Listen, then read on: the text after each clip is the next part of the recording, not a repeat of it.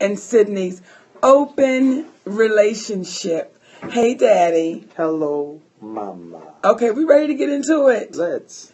Okay, so today's topic is, do you treat everybody the same? And I know some of y'all saying, well, what exactly does that mean? So, Daddy, explain exactly what that means. Do you treat everybody the same? Well, let me set it up with, this is how we got on the discussion. Set it up, baby. The other night, we were having a discussion with the children and I, or I was having a discussion with the children and I.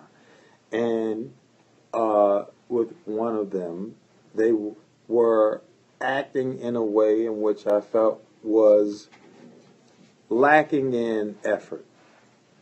And in my addressing their lack of effort, Monique thought that I was being hard on them by making them continue to try. And in the boundaries of that moment, I seem to have extracted an effort out of them that I had never, and we had never collectively seen from them at that time. But after that moment, she discussed with me, I felt that you were harder on him than you would be with the other boys in that particular situation. And I said, well, I completely understand why you would feel that way. And I said, the reason why I treated him differently is because he acts differently than the other children. I'm like, I can't treat them exactly the same because each one of them has a different personality, and to treat them exactly the same would, to some degree, be unfair. And after we had the conversation, and she was going back and forth, because sometimes when she has a notion about something, see, we hear all this conversation and shit that we talk about here and all this reasonability, but at first when she's side-eyeing you just to make sure she's giving you the sniff test, then once that's done, then you good. But we then said, let's have a discussion in reference to, do we treat people the same? And that's what it stemmed from. All right, my love. So, okay, and we have callers already, but, okay, so you set it up that way, right? Would you like to take this call first and then come back? Let's take the call. Let's go to the lines. Hey, my baby, you're on with Monique and Sydney. Who's this and where you calling from? Hey, Monique. I'm Jeffrey. I'm calling from Atlanta, Georgia. Hey, Jeffrey. How you doing, sugar? Hey, Jeffrey. I'm good. I always want to know, did Gabrielle Cinnamon ever apologize for calling you a liar after you proved yourself? You know what, baby? Actually, Gabrielle Cinnamon never called me a liar. Not that I'm aware of. I just read a tweet that she had sent out during that time just saying it's really a shame that something so beautiful is turning into something so ugly. But I can't back up that baby ever saying that I was a liar, because I've never heard her say it. Oh, okay. I was talking that tweet. I'm sorry. Oh, that's all right, baby. Now, do you treat everybody the same? Yes, as long as they treat me the same, yes. Now, the question is, the same as what? Well, I mean, if they want me to be, if they treat me like they're equal, then I'll treat them like they're equal. You know what I'm saying? Like we're both equal. Got you. But your common practice is to pretty much treat everybody the same. Yes. There it is. Thank you, Jeffrey. We appreciate it. Love you, Monique. Love you, baby. And you know, because I've gotten quite a few comments in reference to Gabrielle Cinnamon with that whole thing. You know, people always want to know, even if she would have said that, I still would have understood it. Because I had intimate time with that I don't want to say little girl because she's a young woman, but I had time with her, and I know her heart. And I think sometimes we can get caught up in situations and you think you're speaking your truth until you really know what it is. So for that baby, and I hope this squashes any questions ever in reference to our relationship, I love that young lady and extremely talented, and everything she gets, she deserves. So if she says something cockeyed or sideways, I understood it. Gotcha. There it is. And we got a little message in. I believe it was from Balls to the Wall. What'd they say, baby? Hell no. I don't treat everybody the same. I treat people the way they treat me. So it implies To some degree, it's saying I treat everybody the same in the sense that I treat them the way in which they treat me. But at the same time, he's saying, no, I have to treat people differently because people treat me differently. Okay, so I had to get checked. Is that what you call it? That's what I'm going to call it, Daddy. I had to get checked, right? Because, so this is how I have to absorb shit for me, right? This is how I have to process it. Okay, so, Daddy, don't do it. I'm sorry. Don't do it because it was a fucking check. And Okay. a check is a check, right? Okay. So, okay, this is what's happening with us right now with our children, right? So, now I'm going to set it up my way, okay? So, I be feeling like sometimes they be getting out of hand and they need to be dealt with, okay? And I'll be like, they need their asses whipped. They need to be talked to strong. They need to be punished. I be going there, right? So, I'm in the shower. And I was trying to stand strong on my shit, y'all. Because I'm like, no, they just get out of hand. So he comes, and I'm taking my shower, and he says, you know, you can't be the only one that I give patience to. I have to be patient with my whole family. All I could say was, He said, because, and then I could finish it. I mean, I jump it off, and you're very patient with me. And I didn't even consider that. All I considered was they children. And you don't mumble under your breath. You don't listen. Because if we did that, we got our asses whipped out the frame. Like, there was no second chance. There was no nothing. You got your ass whooped. So I was dealing with a lot of things in that moment, y'all, okay? One thing I was dealing with was, I'm quick to say, I can't raise my sons to be men. I'm not equipped to do it. I don't have what it takes to raise a boy to be a man. So I have to rely on my man to raise our sons to become those men. And I don't have any questions with it. I just think the other day, my masculine, the horse side of me. The horse side? You know, the horse. The horse. Oh. Okay. Hey, I was just confirming because, you know, we've got more than one side now. Don't get it twisted. The masculine part of me wanted to be overbearing. And I just wanted it my way. Mm-hmm. Like, I just wanted the resolve to be the way I wanted it to be resolved. And when it got explained to me, and it's like, hey, wait a minute. There are times you've jumped it off and you could have gotten your ass handed to you. But what did I do? And I'm like, well, you talk to me kindly and gently and patiently. So the question is that I would say to my husband, do you treat everybody the same? And I would have to answer for him, yes, he does. But I would have to answer back, no, I don't. Okay, well, then answer it. But, and again, for the same reason, when you say I treat everybody the same, from the context of I treat people in a manner in which I want to be treated, yes. However, because people come at you differently, you must treat them differently. Kind of like a moment ago when you said, to squash the beef, even if Gabourey Sidibe would have said that you were a liar, which that's not what you understood it to be, it's a level of pass that you give to her because whether you realize it or not in that moment, you're putting yourself in her position as if you were naive and then it was brought to your attention that what you were under the impression of what it was not really what it was. Now, how would you want to be approached? And what you did was gave her the benefit of the doubt that her allegiance at that moment was to what she understood it to be, not for the sake of some people who know the truth, but they just ain't going to say it. You dig what I'm saying? Yes. It's the reason why the young lady from, what was it, the Real? The Real. Mm-hmm. Who made comments in reference to you that, or in reference to you that you, by keeping it real doesn't mean you being loud about it. Well, there's a level of understanding that you have because to the conscientious observer, they would see that you've spoken outwardly about Tyler Perry, Lee Daniels, Oprah Winfrey. but you won't go against this young lady who's on the real. Why? Because it's as if you would be going after somebody who know not what they say. So it's a level of treating people in the way in which you want to be treated. So with that being said, you can't treat everyone the same, but you can treat everyone the same as you would want to be treated. Humbly.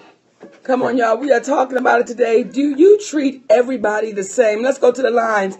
Hey, you're on with Monique and Sydney. Who's this and where you're calling from? Hey, this is Tiana, and Hey. I'm calling from Pittsburgh. Hey, Tiana from Pittsburgh. Hey, Mo. Hey, Sid. Hey.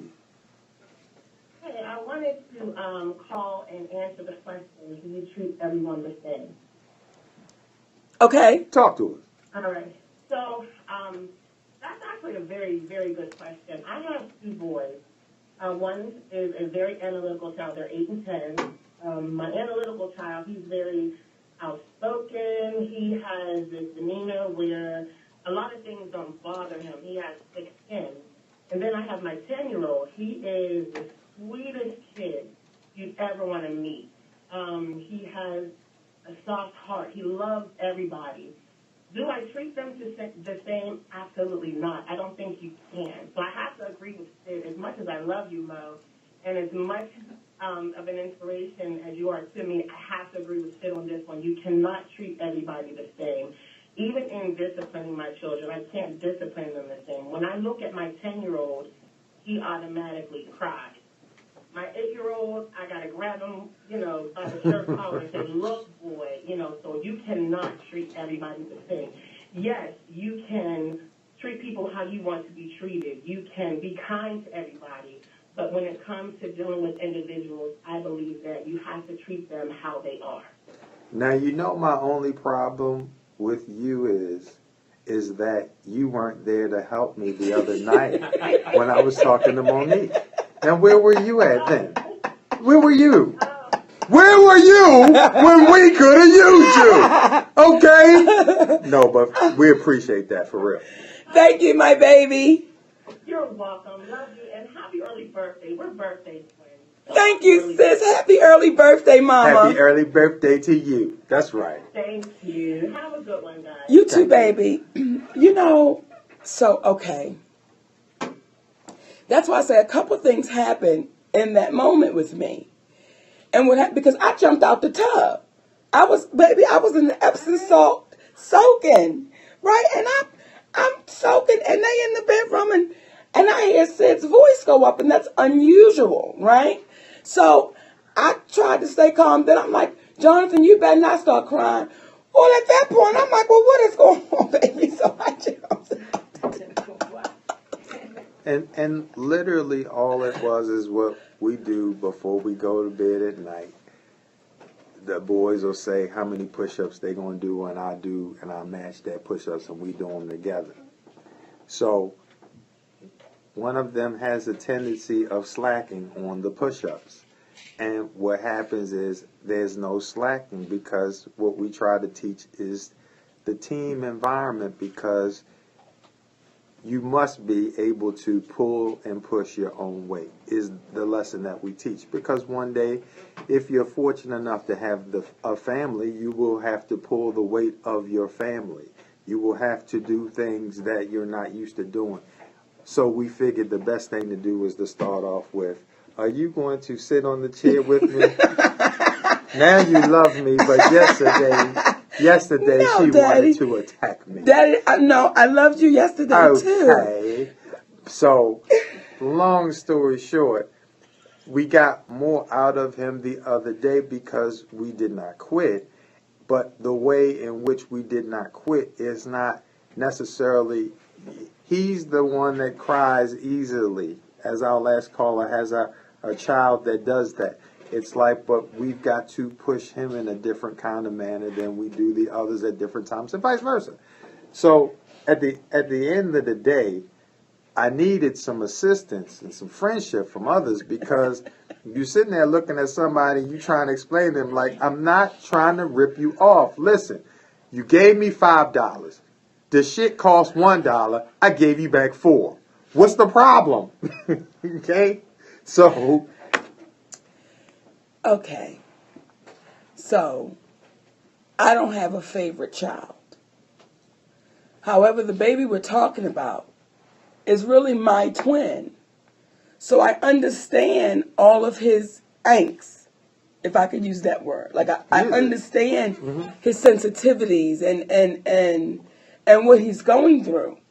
So I just felt like I needed to help him. And what I explained again, because this is kind of going elsewhere, but it's almost like because he is a young man and because there's a level of scrutiny that within the boundaries and safety of your home that your children should endure, because that is going to be a worse scrutiny out there for them not doing what it was that they're supposed to do when they get to the world. So as long as you keep the environment safe, in my humble opinion, to have real conversations where you're using one another, especially if you're fortunate enough to have more than one child to motivate the other child, then you do so if you possibly can. And you show a level of fairness within that boundaries, because you start telling them, utilize one another, because you all don't have the same skill set. You all flourish in different areas, and be smart enough to recognize when you do flourish and when you don't. And when you don't be afraid to utilize the strengths of others to watch, so that potentially you can mimic it until you learn how to do it for yourself. We're talking about it, y'all. Do you treat everybody the same? Let's go to the lines. Hey, you're on with Monique and Sydney. Who's this and where you're calling from? Hello, good afternoon. My name is Ryan Jackson. I'm calling from Coral Springs, Florida. Hey, Ryan Jackson. Hey, Brother Ryan. Yeah, thanks, Ed. How you doing? Wonderful. Talk to us, sir. Okay, I kind of just tuned into your show, so I hope I'm hitting it on the conversation that I'm supposed to. But I think as far as treating everybody the same, it depends on what you're referring to. For example, I'm going to be very transparent. I'm a white guy. I raised up in a very racist area of West Virginia, up in the mountains. And, that's the language I spoke in. Well, then I went homeless for 2.5 years, met a beautiful woman. It's an interracial marriage. We got married. And, whenever we go into restaurants or whatnot, and I see how we're treated different, it rips my heart out. So I kind of got a life lesson there, an education on seeing how people that are treated different, how much pain it can bring to people. So I just wanted to add that into your show if I could. Absolutely. And what are your thoughts? How has your experiences changed or further made you treat people? Either it's changed the way you treated people or further enforced that you treat people a certain way. How have your experience, influenced you? Right. You know what it made me do? It made me become more empathetic. It made me be more aware of what's going on around me and other people that are suffering, that from the way they're being treated, because it's became so, universal, the normal language to treat certain people better than other people. So you don't realize it because you kind of become desensitized to it. But me marrying my wife, she brought me so many blessings, and opening my eyes was one of them. My man, we appreciate that. Thank you, baby. You're welcome. God bless you both. Thank you too, brother. But this is why, Daddy, again, this show is so necessary. It's necessary. And here's what's wild. Why you should never judge a book by its cover, because had he not said, I'm a white man, I'm thinking, that's a man of color that is talking to me. Yes. Though the spirit of who he is not really relevant of his color, but the spirit of what he says, you can hear the content of his character. You did? Mm-hmm. So because of that, you appreciate that, because he's coming at you from a place of, listen, I was living in a culture that spoke against people that did not look like him. Mm. But then he fell into a situation where things got tight, and it opened up his eyes to be humble to some degree. And when you humble, that's sometimes the universe's way of saying, here's your eye-opening experience. And the person that comes to your aid potentially during that time or into your life opens your mind up. And if what you believed about that person was true, how in the world are you having the experiences that you're having with them? So then he opens his mind, sees what's being told to him is not real. And then that inspires him to be even more empathetic towards people. So there's a gift in being treated poorly sometimes, because that's the gift of you now knowing why you can't treat people poorly, and you have to be empathetic towards others. So we appreciate that caller dropping those pearls. Do you treat everybody the same? And for me, I try to. Like I've really tried to, until you give me a reason to treat you differently. And someone put in the room, I try to treat everybody the same until they give me a reason to treat them differently. And so that I won't be unkind, I try to just walk away. And within the boundaries of what to describe it can get somewhat a circle in a square, becomes an oxymoron, because in one breath you are treating people differently, but then what she said also incorporated that she's treating people the same way that she would want to be treated. We're just completing the sentence. The same as what? The same as I would want to be treated. Because if I'm tripping and somebody know I'm tripping and I can't control myself, it'd be better if they walk away. So what I'm going to do when I see somebody tripping, it'd be better if I walk away. That's the same way that you would want to be treated, vice versa, versus you can't treat everybody the same because this person is yelling at you, they can't stand you. This person is yelling at you, I love you. Do you treat them both the same? Right. Do you tongue kiss the one that says they hate you? And do you... well, it depends on if they role playing. Oh, okay. Okay, I mean, it depends on that's if right. Okay. So that's that. You got to make it. You got to bring it. Depends if they got the lingerie on and the whips and all of that. Right. Don't hit me. Don't you hit me now. Not on here. Then. That's what I'm saying. Do you treat everybody the same? And like I said, this was really a twofold for me. Because it was some things that I had to learn just in that moment. And again, oftentimes, even when they're a single mothers, and I've heard single mothers say, listen, I can't raise a man. I can give him the best I can give him, but I can't raise a man. And though I wanted to hold on in that moment to, no, but I just don't like it, I had to step down and step back and say, this is the part that I don't understand. This is the part that it's not for me to question nor to fight against and allow it to happen. And someone shot in a little message that said they have a tendency of treating people of color with a better and brighter attitude than those that are not. And what I would say to them is there's a level of appreciation that we have for the honesty, but what we would say is this: you're cheating yourself by treating one group better than the other, because that is the very thing that has been done to you. And just as our last caller proved, you may be not giving your best to someone that connects more with you than someone who is your color, because they're in line with the spirit of your thinking more so than the color being the relevant factor of what is your bond. Because again, on a daily basis, we've got people in our family, people we know, people you see all the time that are the exact same color as you.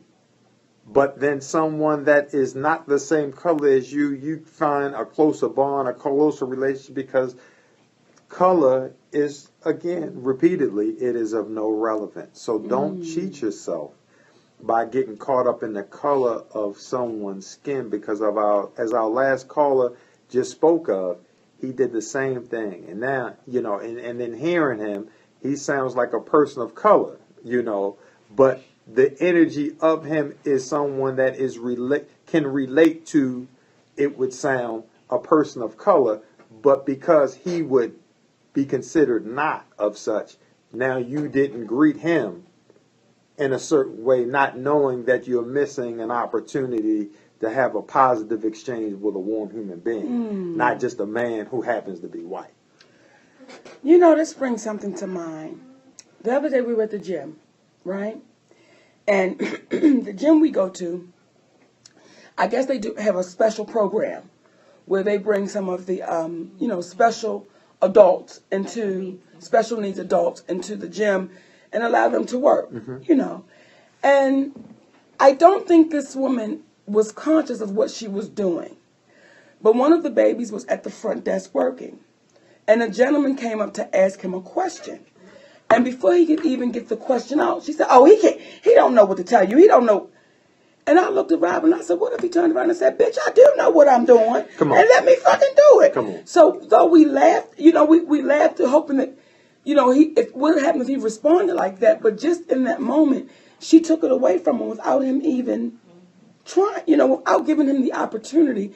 So to say, do you treat everybody the same? Would you have done that to somebody that was standing behind that desk that you felt like was capable of answering the question? Well, I think what she did also was the way in which she communicated on his behalf. Because did you see him respond or talk to anyone at all?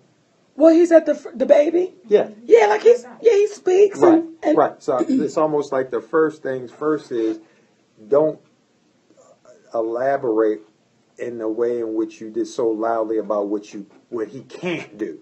Mm-hmm. You know what I mean?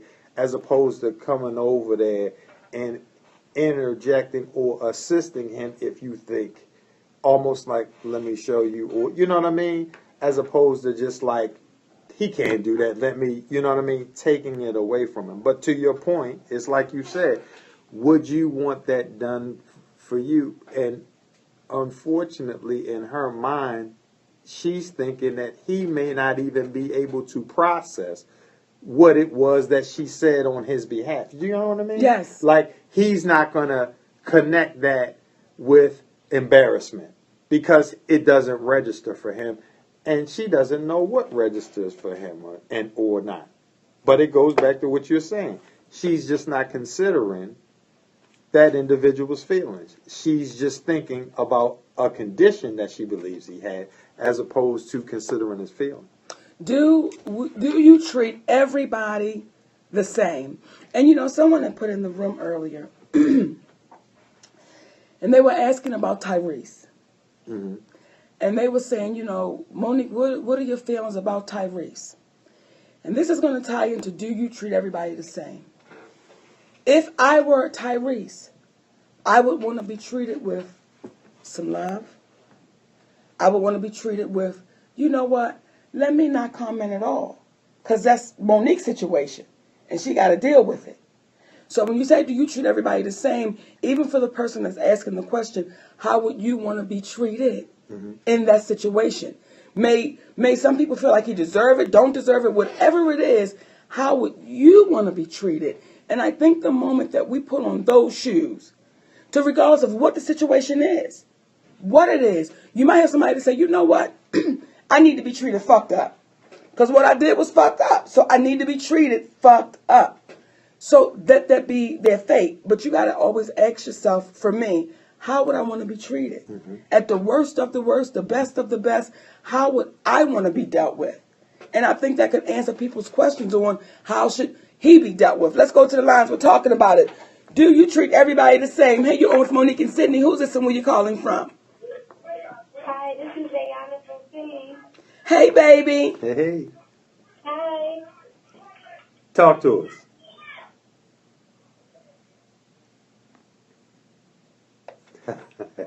Hello. I guess we must have lost her. Baby, them kids in the background. Kids in the back. And when you got kids in the background, you got to hang up. You got to hang up. Do you treat everybody the same? For me as a kid, coming up, in a house with three siblings, which made us four, you could always see the what's the word I'm looking for? The blatant treatment amongst the kids. Like, this one may have gotten treated this way, this one may have gotten treated this way, and you always saw it. So a disparity in treatment. Yes. Okay. Yes. And you always saw it, but it went with us. And it went with us into adulthood. You know, you saw as kids, for whatever reason, my parents wouldn't allow my sister to stand. But now you see the effects of it now that she's an adult. You know, so it's like, so I wanted to take on for me to say, let me make sure I'm never separating my kids that way. Mm-hmm. So not so much to treat them the same, but not to separate them in a way that when they do become adults, they remember how they were separated as children. Of course. Let's go to the lines and talk about it. Hey, you're on with Monique and Sydney. Who? Okay, then. But to your point, that's understandable. And there will still be situations in your child's life that they can easily construe as not being treated fairly. For instance, if you are in a situation where the example I'll give is when my grandmother was alive, she always felt that my father felt like he got the short end of the stick growing up because of two of his other brothers that would get it in trouble. And he got four sons, two clean living, other two not so clean living. Romy, Bootsy, you know, they would be on something different. But he kept getting in trouble. So my father would be upset with her because he felt that they got all the attention. And what she was trying to make him